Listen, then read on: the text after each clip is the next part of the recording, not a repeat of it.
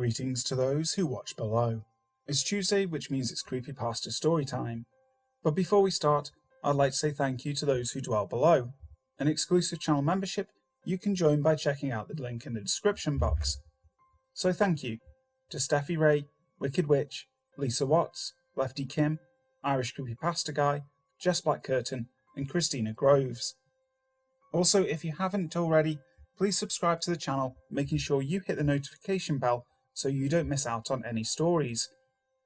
But now, sit back, relax, and enjoy The Heavy Man by Michael Benedetto. I had first heard about the Heavy Man during an unpleasant encounter with a deranged lunatic. Of all nights to visit Sal's pub, I happened to go while he was there. That madman probably would have painted a clearer picture of what was to come had I actually taken him seriously. I suppose it's lucky the whole thing worked out the way it did, otherwise there's a good chance that I'd be dead right now. But I digress. Going to said pub could likely be attributed to a recent series of life-altering developments. I had just moved to this quiet Midwestern town and was in the final stages of closing on my first home. Additionally, I finally started my new brutally mundane 9-to-5 job that paid decently. Despite how wonderful everything sounds, not all was well. My growing lack of self-fulfillment seemed to give way to a need for extracurricular activities. Perhaps it was stress, but I felt something strange begin to stir beneath my regular thought patterns. I figured that an outlet was due. It was a group of co-workers who offered to meet up at Sal's for drinks. Allegedly, it was the best hole-in-the-wall spot that locals frequent, where anything good or bad could happen at any time. Most importantly, it was the last place you'd expect to find any damn tourists, they said. It sounded like the sort of place that you'd be wise to keep your head on straight. The time was just a bit after 8, so I had at least an hour until any of my colleagues were due to arrive. Craft beer in hand, I chose a table off-centre from the open area, near the wall. I took a sip of the foamy beverage and observed my surroundings. The place's poorly lit interior had a cracked and peeling mustard yellow wallpaper, with countless splotch stains distributed down its length. Near the entrance sat a jukebox that looked ready to be hauled off to a junkyard. By the front window, a worn-out pool table. At this time of night, Sal's only contained a small handful of patrons. The bartender was a short, plump, middle-aged woman who seemed irritated for some unknown reason. Across the way was a lively table of 4 who looked well on their way to inebriation. In the far corner, I noticed an especially odd scene. There sat a gruff old man reading a newspaper to himself, silently mouthing out each of the words. This bizarre fellow had a long, dishevelled silver beard and wore a red skull cap along with a faded camo jacket. His beady eyes were sunken and tired. He must have sensed someone studying him, because he glanced up and shot an immediate scowl my way. Clearly, there was something off about the guy, I mused, as I watched him lower the paper to his table. Perhaps I shouldn't have looked, because the old man then began to rise up from his seat, staring at me. Well then, I thought to myself, it'll be interesting to see the looks on my co-workers' faces when I explain why I wasn't here to meet them, being either in jail or the ER. The old man carried a slight limp, but strode swiftly toward me with a look of contempt on his face. I held my breath and gripped the edge of the table, tensing up. One of us may end up in the ER, but it sure as hell wasn't about to be me. Figured you were ready to hear what it was that I have to tell you, friend. He spoke in a raspy croak of a voice. Not really, I replied, before he plopped down on the stool across from me, unperturbed. His creased eyes sparkled an almost unnatural blue. He paused for a moment, and with a grin uttered, "Don't think you realize the gravity of this whole situation. That one watching you, that heavy man, sees all." He gestured broadly with his hands and chuckled. "Look," I started. "Heavy man." "The heavy man," the stranger exclaimed, grinning wildly and showing off twisted yellow teeth. He slammed his fist down to the table, nearly knocking over my drink. "It wanders these streets, mostly biding its time, but also searching. I was almost chosen, but it wanted a goddamn favour first." He started laughing. I reached for my beer, prepared to abandon this nonsensical interaction. A gnarled hand shot out and held the drink in place just a split second before I had it.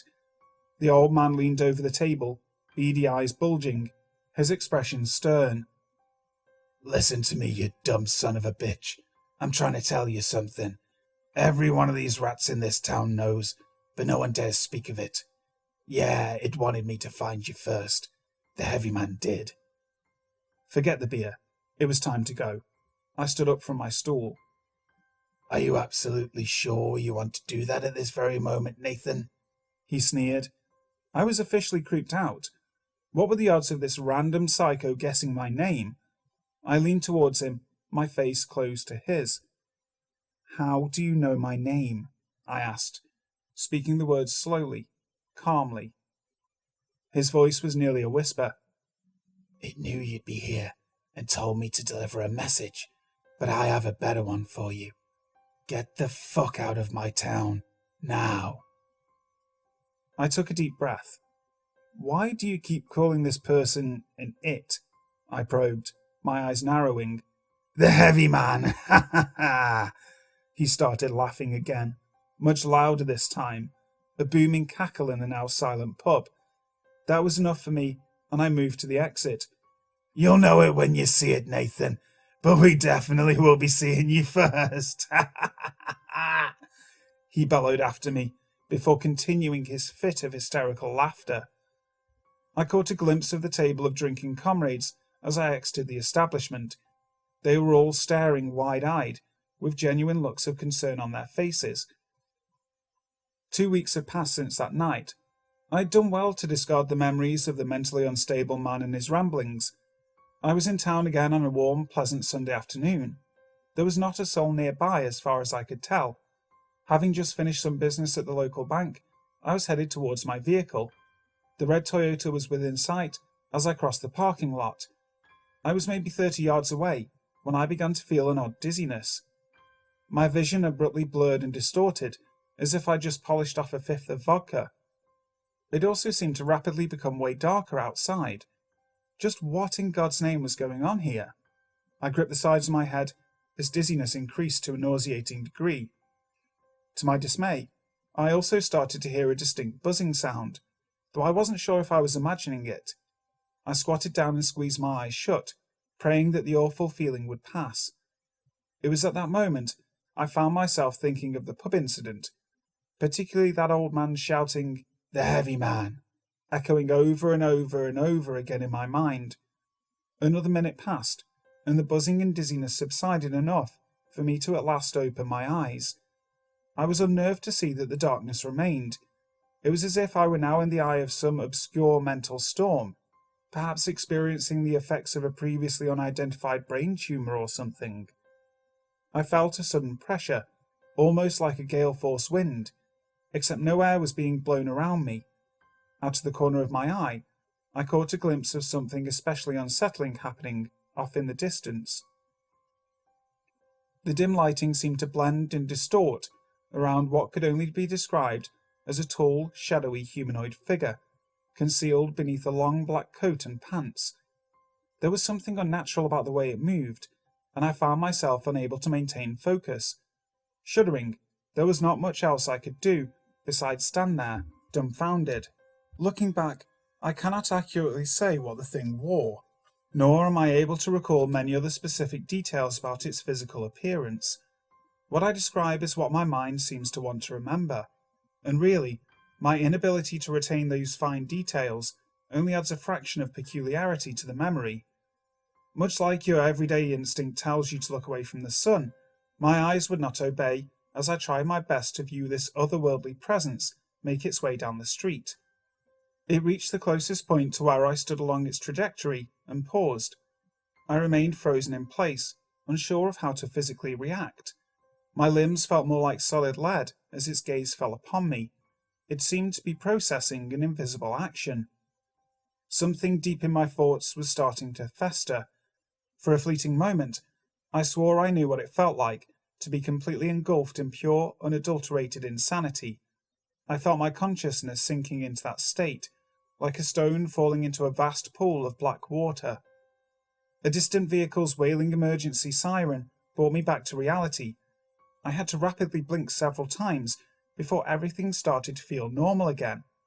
Almost instantaneously, the darkened environment had faded back into sunshine, and with it vanished the demonic entity. I pondered what I had experienced later that evening, while leaning on the railing of my porch with a glass of bourbon. I stared at the black asphalt street for long moments. Was it possible that I had witnessed some kind of apparition from the afterlife? I couldn't seriously tell anybody about it, lest I'd be labelled crazy or a liar. I was snapped out of my thoughts by the crash of a window shattering, followed by a light thud from the back of the inside of my house. A jolt of panic surged up my spine and into the base of my skull. Now what the hell was going on? I flew down to my front lawn and darted around towards the backyard. As I approached, I noticed a hooded man lurching towards a large hole cut into the back fence. That was precisely when I was rocked by an explosion, followed by a blast of hot air. To my shock, the house was quickly becoming engulfed in flames. I didn't even have a chance to consider pulling out my phone to dial 911 before I realised the arsonist had turned and was headed in my direction. For a second, I saw the spectre from that afternoon marching toward me. The blaze continued to illuminate the scene, however, and I quickly realised that it was the maniac from the pub. A chill came over me as I watched him unsheath a shining steel blade from beneath his jacket as he approached. You dumb son of a bitch, it was supposed to be me. Why couldn't you just burn? He snarled as he charged forward, the knife pointed at my chest. I spun around and dashed back past the inferno that I had called home. I could see the lights turning on in several of my neighbours' houses. Somehow, the limping old bastard was not far behind me. Breathing hard, I started towards the street before my legs suddenly locked up and I saw the lawn flying towards my face. I had tripped on the fucking garden hose that was left out. The old man stood at my feet, pausing to savour the moment, his blue eyes twinkling with excitement. Now, hold on a minute, Nathan. No point in running. Just let me have this. He reset his grip on the knife, preparing to spring forward and end me. I cursed, my eyes frantically scanning for anything that could be used against the assailant. Fortune had not yet completely abandoned me, as I recalled that I was planning on doing yard work tomorrow. Several lawn care tools had been leaned up against the frame of the porch earlier in the day. I snatched the nearest one within arm's reach, a flimsy rake. Twisting, I violently swiped the end of my weapon at the old man's face, just as he made his move. Somehow, one of the plastic teeth managed to lodge itself into his left eye socket. He screamed in pain and swatted the rake to the side. When I cut your goddamn head off, it'll have no choice but to choose me, he roared. I kicked my legs, pushing backwards on the grass, prepared to react quickly to a life-threatening stab attempt. The attack never came. That buzzing in my ears had returned, only at an order of magnitude more intense than earlier. I immediately felt like my head would explode. The old man screamed in agony and frustration. Fuck! Fuck, it's too late! He cried out before turning the blade towards himself with both hands. He plunged it upwards, directly into his chest cavity. Between the shock of what I had just witnessed and the unbearable sensation in my skull, I turned away, rolling onto my hands and knees. I could barely make out the words, "Heavy man," from beneath the sound of gurgling blood in the back of his throat. Just like earlier in that day, when this cerebral torment had taken place, the pain abruptly dissipated. I then felt that same terrifying presence as before. I glanced up and had to immediately look back down. That thing was very much standing just a couple dozen yards away. Although it didn't make much sense, I knew that this must have been the heavy man. I tried to hold my head up and once more had to unwillingly look elsewhere. As my line of sight drifted back down, I caught a glimpse of its feet. The thing seemed to take floating steps towards me, as if its legs moved not to propel it forward, but simply to match what one would expect to see. I looked towards the houses of my neighbours. They all seemed to crowd the inside of their windows, staring right at me, suspended in place. I then found myself standing on my feet. I could not remember getting up. The fire in my house must have already been extinguished, because it was much darker outside. In fact, it was so dark that I could not see anything else aside from a blinding white light approaching, reminiscent of a train barreling down a tunnel in my direction. I started to turn my head towards it, but time seemed to freeze, and then the heavy man was just a few feet in front of me, completely silent. In slow motion, it reached out and grabbed me by the throat, effortlessly lifting my feet off of the ground with one arm. I could not feel it make contact with my skin. Rather, my neck just had a similar tingling sensation to what you'd feel when your foot falls asleep. Curiously, my breathing remained unobstructed. However, those peculiar details were quickly made insignificant, as at last I saw its face. This time, I was not allowed to look away. The thing's eyes were two bright and spiraling galaxies. A cluster of stars displayed a shimmering set of teeth, like some unknown hellish constellation. The rest of its face was as black and empty as outer space itself. I tried to scream, but no sound would escape my throat.